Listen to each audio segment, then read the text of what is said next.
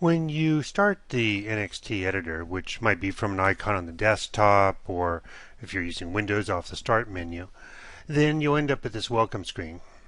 And at this point, you could type the name of a program and press go, and you'd be starting a new program. If you've already been working on our program, then you could go to Open Recent Programs, and you can look over here. Now, this Open Recent Programs area, though, only really applies if you're storing programs on the local hard drive of this machine. In my particular case, I'm just going to type a program name here and click on Go. Now, this is where I'd normally be editing my programs. The thing is, the window over here is in my way.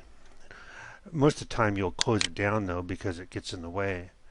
If you ever need it back, you just click on this Lego piece and back it comes. So you write an NXT program by dragging icons or blocks over from this palette onto your main editing workspace here. So if I click and drag, let's say, the motor move block over, then I can just drop it wherever I want. I'm just holding down my left-hand mouse button and dragging those blocks out. Now notice how each of these are wired up automatically with this sequence beam that's kind of going behind the blocks. You don't wire anything manually in NXT G. The blocks here are all connected automatically to this sequence beam. So I can drag out a sound block if I want to be making sounds. I could drag out a display block if I wanted to put things on the display of my robot. You go over here to the weights, you'll notice that there's time weights and touch weights and light weights. There's weights for the sound to get to a particular volume. There's a weight for a object to get within a certain distance of the ultrasonic sensor. You can drag out any of these that you like. There's loop blocks here, which would let you loop around a certain section of your program. And there's switch blocks, which let your program make decisions. If, let's say, a sensor is pressed, then it might take the top path. If it's not pressed, maybe it'll take the bottom path. An awful lot of what you would do in the NXT world, you can do with just these blocks that are on the common palette. But if you need to do something more sophisticated, there is a complete palette, and you get to that by clicking on this middle tab. And that gives you all of the blocks that were on the common palette, plus a whole bunch more. And we'll talk about these in more detail later in the tutorial. If you need to delete a block, you just simply click on it and then hit the delete key, and it deletes it. If you need to insert a block, you can just drag the block around. Now notice as I'm dragging this around, there's a little white highlighted area. That's the indication of where this block is going to go if I happen to release my mouse. So if I release it here, then that's where it's going to go. When I select any of these blocks, there's a control panel that opens up down below here. And this gives you a lot of control and a lot of detail about what that block's doing. In this case, it's a move block, so I'm controlling motor directions and powers and durations and so on. We'll get into all this later. But just know that by looking at the blocks up here on the main workspace, you can't really tell everything that there is to know about the program. You have to click on one of these blocks and then see detail later on down below here. That also applies to printing. If you print out a program, it'll tell you a fair amount about what the program's doing, but it's not going to tell the whole story. So you may have to include some notes along with it to know exactly what's going on. Okay, so now I've got my program. I might want to download it into my robot.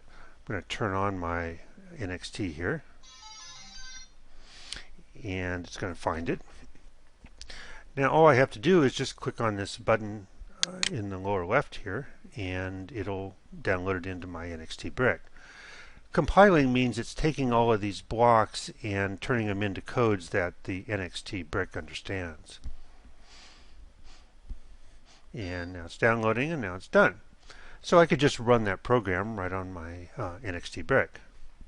There's a few other buttons down here, most of which you won't use very often. The middle is download and run. Well, that's going to download the program, and then it's going to start running right away.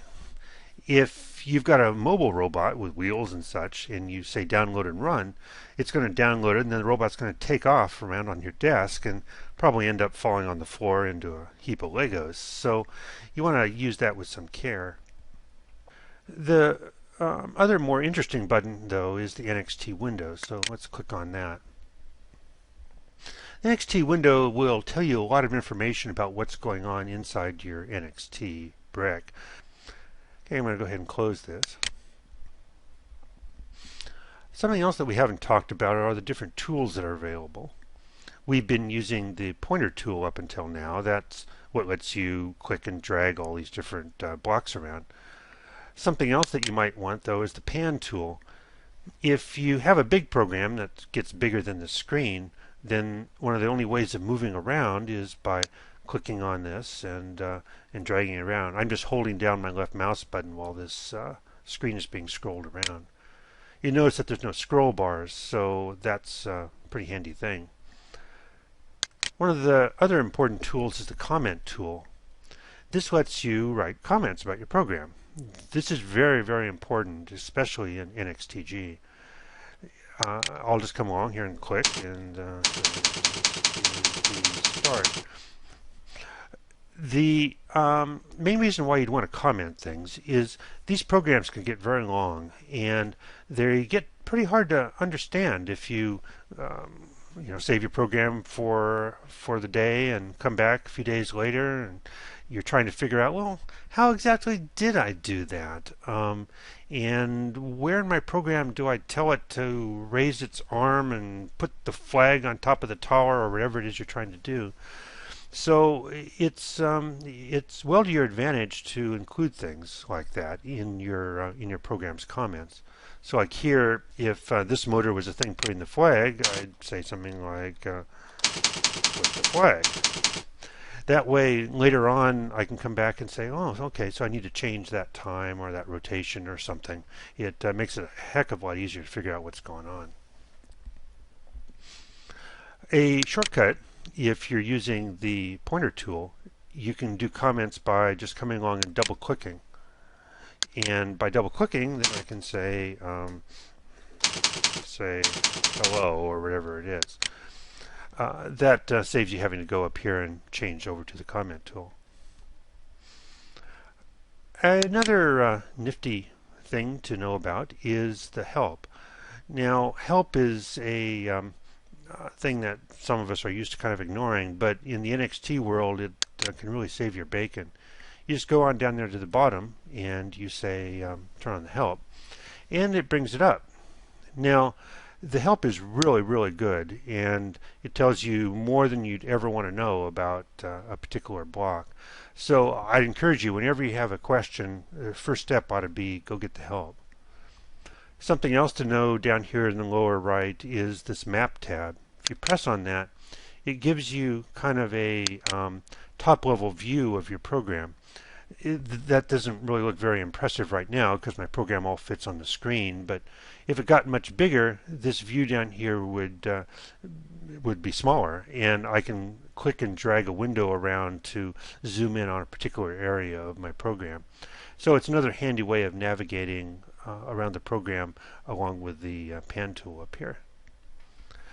So in your next lesson, we'll actually start writing a program.